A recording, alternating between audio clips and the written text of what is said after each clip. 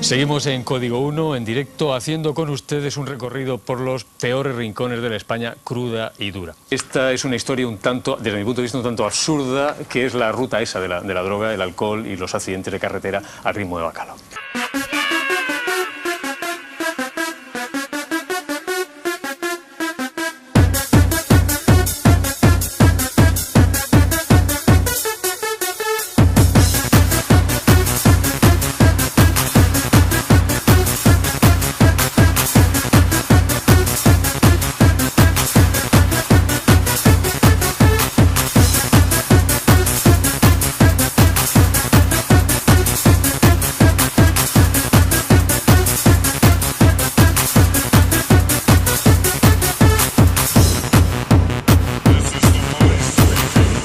Supongo que han captado también ustedes que la gracia del asunto consiste en mantener el cuerpo con marcha 3 días a costa de lo que sea.